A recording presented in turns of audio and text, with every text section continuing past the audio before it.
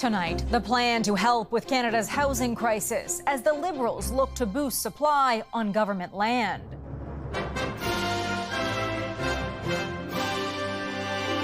Dozens of properties opened up for new homes. There are thousands of federal properties in every part of this country that aren't doing much right now.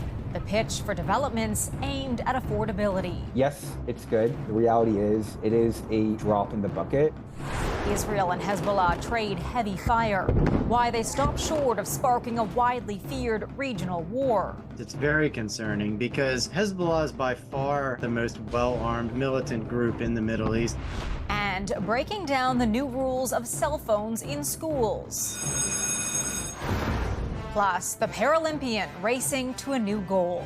It's a bit of a thrill doing things that I wasn't doing before I was injured. The Humboldt Bronco set to represent his country at the highest level.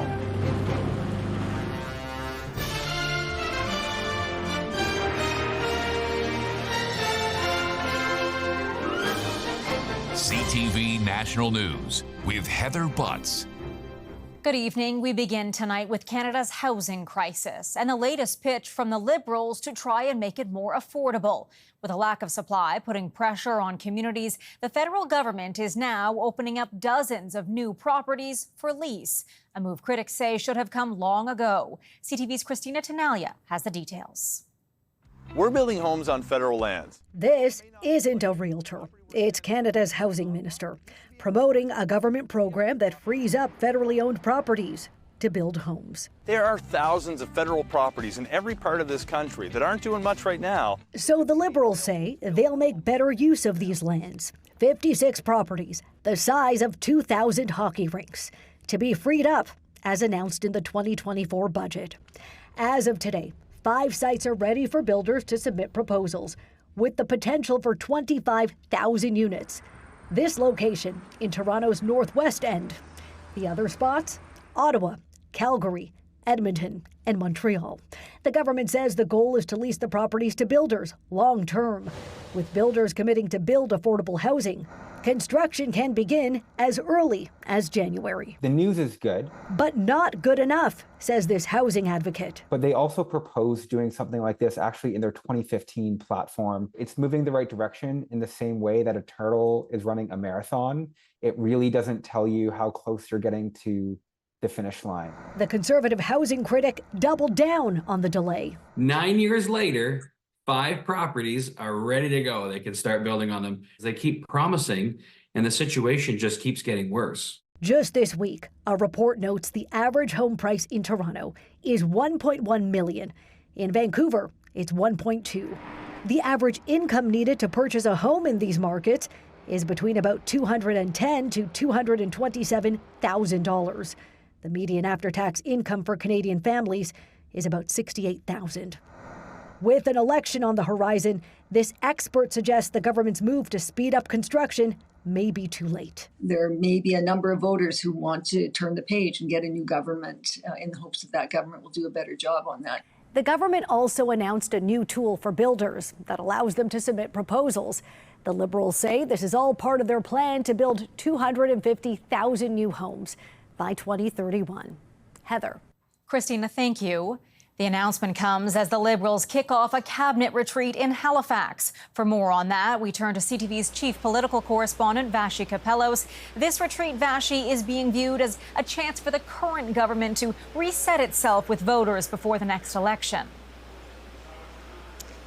Hi, Heather. Yeah, this retreat is happening against the backdrop of a certainly unique time for the federal Liberals insofar as they have persistently trailed in and around 15, sometimes more points below or behind the Conservatives. And so it's like within that framework that this retreat is ultimately happening. Plus, of course, you have that stunning by-election loss at the beginning of the summer. Tons of questions, even emerging from caucus. What are you going to do differently? Is there going to be a giant cabinet shuffle? The answer to both those questions appears to be no, there isn't going to be, and we're not going to do a lot of different things. What we have seen emerge already on day one is I sense an effort to recraft the narrative heading into this parliamentary session, heading into the fall, around economic optimism, taken a little bit from some of the rhetoric in the United States. But the government keeps pointing to lowering inflation, lowering interest rates, trying to say, hey, there is some economic optimism out there, and build on that from a narrative perspective. Whether they'll be successfully able to do that and convince Canadians, of course, is a whole other story. And Vashi, a surprise guest in Halifax, U.S. National Security Advisor Jake Sullivan, who we're learning was invited to attend. Yeah, definitely an unexpected guest. Now, the NSA did have something interesting to say about the possibility of Chinese import tariffs, import tariffs, I should say, on Chinese EVs, something that the finance minister has been considering since July. Here's a little bit of what Jake Sullivan had to say about presenting a united front. I will also point out, standing here before you, that the European Union has taken action on this front, and the G7 has spoken broadly about this set of issues, about overcapacity and about the national security challenges associated with certain kinds of supply chain issues and trade issues. And Canada will make its own determinations, but the U.S. does believe that a united front, a coordinated approach on these issues benefits all of us. A decision from the feds on that is expected soon. Sullivan, it's fair to point out, also went to great lengths saying how good the relationship was between Canada and the United States, and how positive he was about attending this meeting and being able to convey the success of that relationship. Heather? Vashi Kapelos joining us from Halifax. That's where Jake Sullivan also commented on the escalation overnight in the Middle East. Israel and Hezbollah trading heavy fire in the largest cross-border attacks against each other since the start of the war in Gaza, but backed off from sparking a widely feared regional war. Here's CTV's Jeremy Sharon. An overnight barrage of Hezbollah-fired rockets shot down over Israel. An unprecedented clash near its northern border, heavy exchange of fire that lasted hours, igniting fears of what could come next. It's very concerning because Hezbollah is by far and away the most well-armed, well-trained, and experienced militant group in the Middle East, and even maybe in the world. Hezbollah says it fired more than 300 rockets at Israel in what it calls the first phase of retaliation for the killing of a senior commander last month on Lebanese soil, while Israel's military says it used about 100 fighter jets to strike targets in Lebanon and avert a larger attack. What happened today is not the end of the story, said Prime Minister Benjamin Netanyahu. The Israelis, I think, are viewing Hezbollah as the next front in their war, that as they wind down Gaza. And I don't think people really want to hear that or take that seriously. U.S. officials say they have concerns about the conflict escalating into an all-out regional war. We have been tracking the threat of Hezbollah attacks against Israel for some time now. In a televised address today, Hezbollah's leader said Sunday's attack went as planned, claiming Israel had no impact on their military operation. 3 deaths were confirmed in Lebanon, 1 in Israel in the exchange that ended by mid-morning. It's time for international intervention, says this Lebanese man whose home was rocked by shockwaves. We need a solution in the Middle East. Now, amidst today's escalation in northern Israel, Gaza's ceasefire talks continued in Cairo, but Hamas is said to have rejected Israel's latest conditions. Heather? All right, Jeremy, thanks. A pro-Palestinian statement from organizers of Ottawa's Pride Parade sparked much controversy this week, with dozens of organizations choosing to withdraw and hold events of their own. Despite that, the event hosted by Capital Pride did go ahead today. Here's CTV's Caitlin Wilson.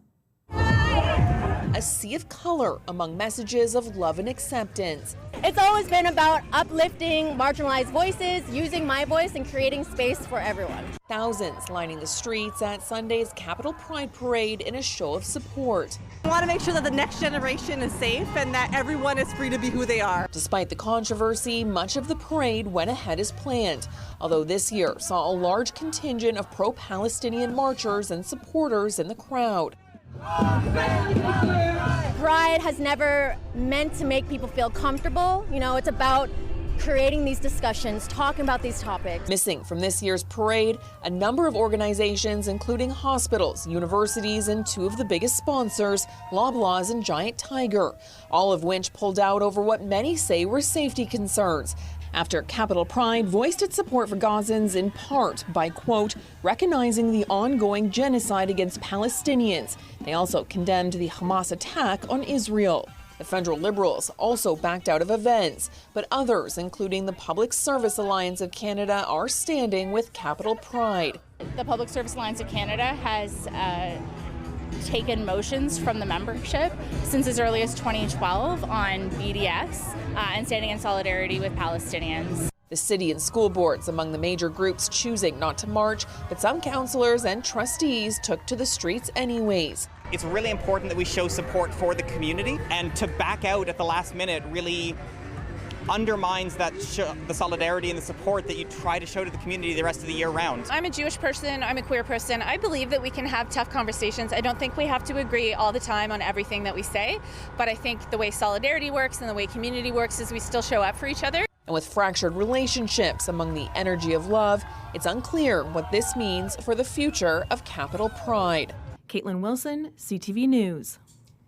Crews have recovered the remains of a truck driver following a fatal crash on a bridge in the BC interior. The semi-truck crashed through a barrier and plunged 18 meters off a highway bridge into a lake. The highway has since reopened to traffic at reduced speed. The extent of the contamination from a diesel spill is still being investigated. A Montreal family is speaking out tonight, demanding a full investigation following a harrowing ordeal.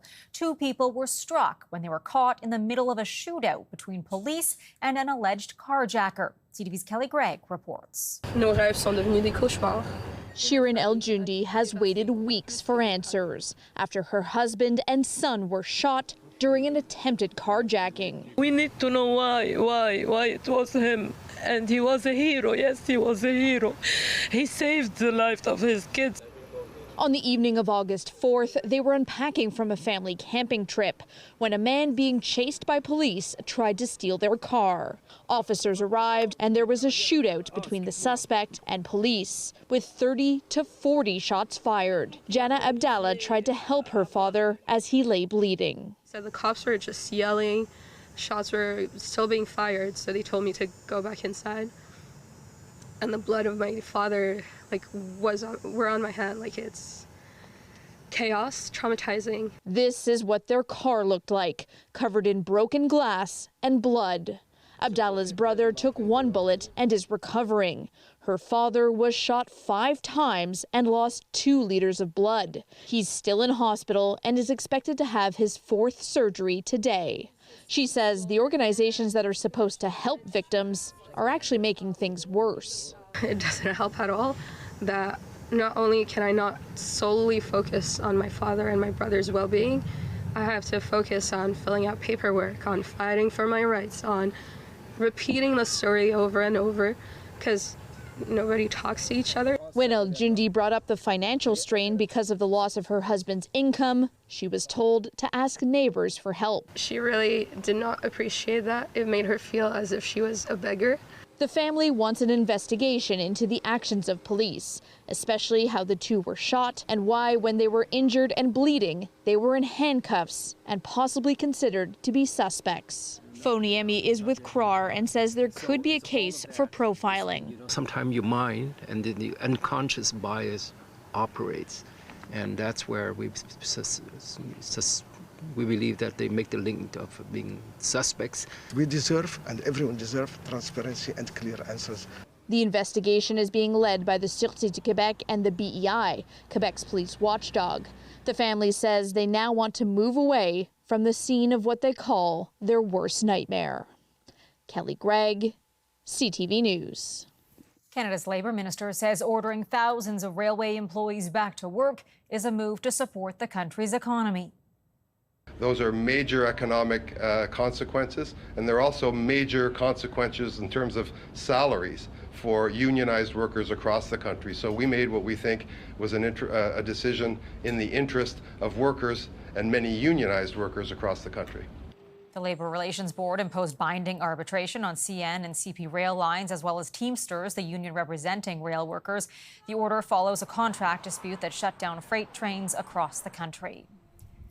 Coming up, cracking down on cell phones in the classroom. We're going to spend more time policing cell phones than actually teaching. Parents and teachers left wondering how they'll keep kids off their phones.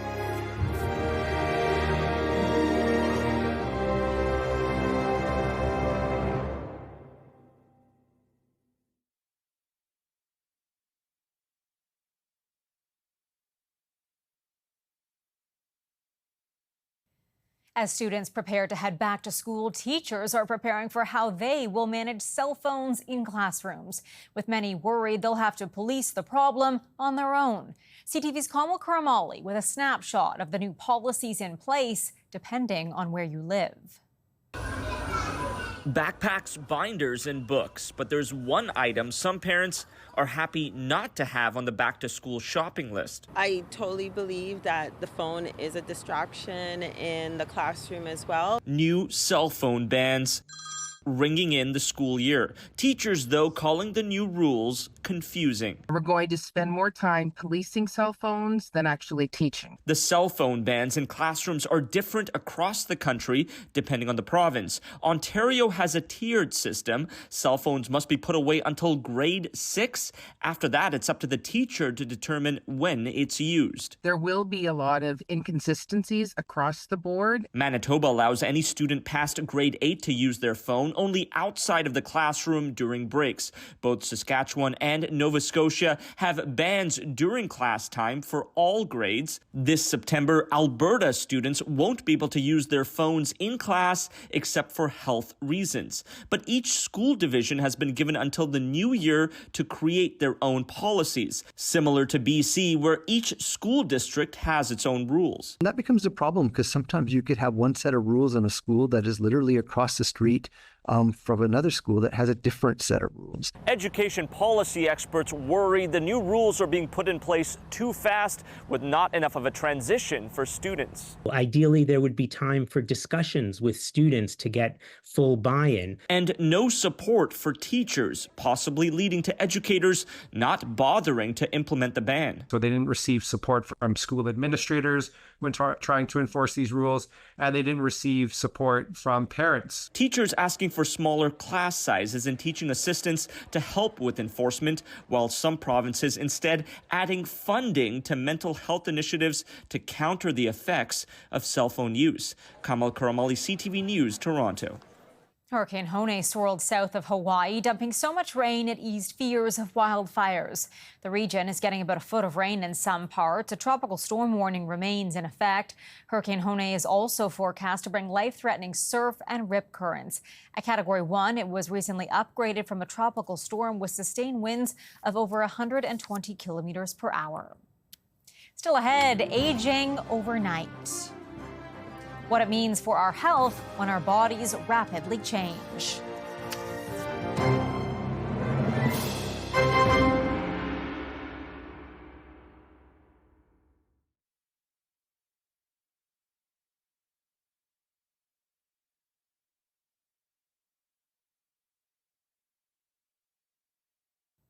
Aging is often thought of as a slow and steady process, but a new study shows humans age dramatically in 2 accelerated bursts.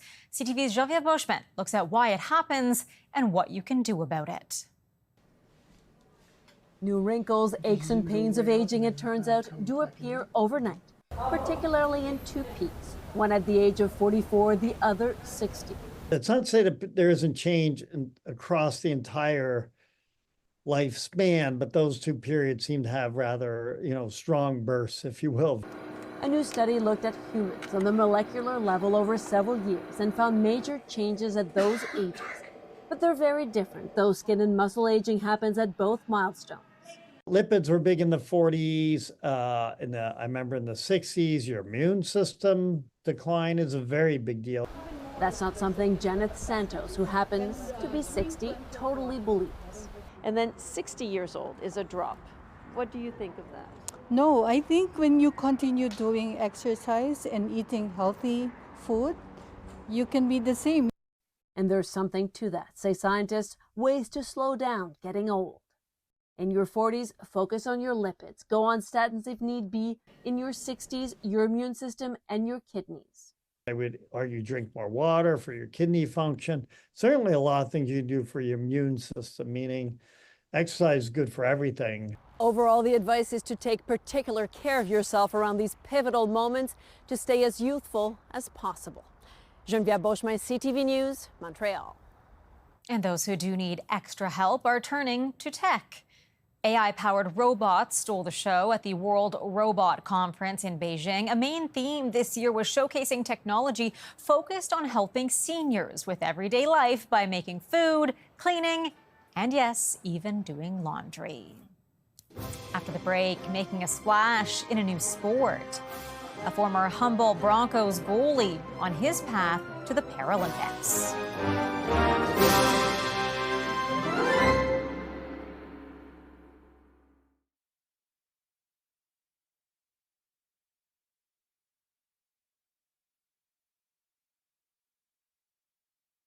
Paralympic athletes are gearing up for the Games.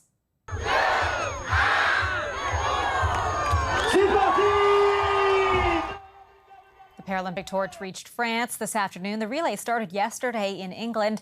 1,200 torchbearers will take the flame through 50 towns before arriving in Paris for the opening ceremony Wednesday.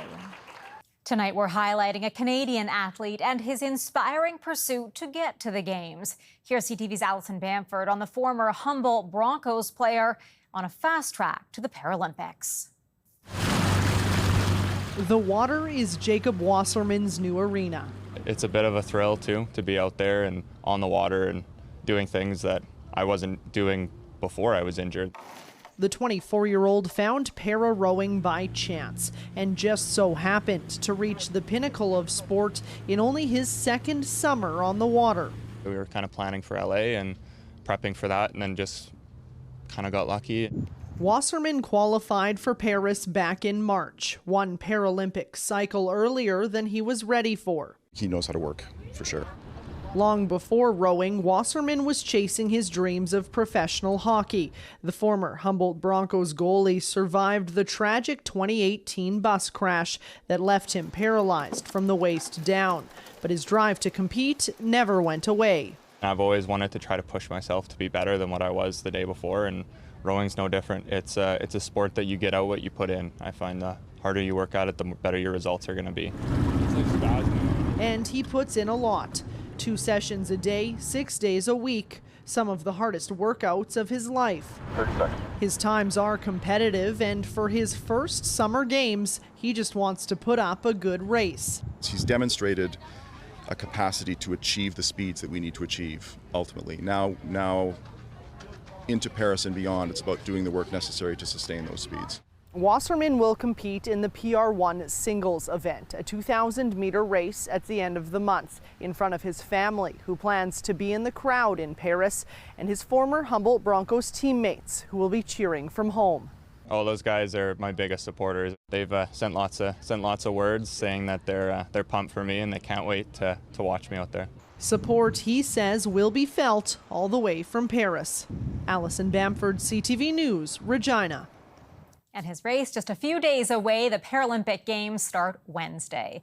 That is our newscast for this Sunday evening. I'm Heather Butts. For all of us at CTV National News, thank you for watching. Good night, and I'll see you again tomorrow.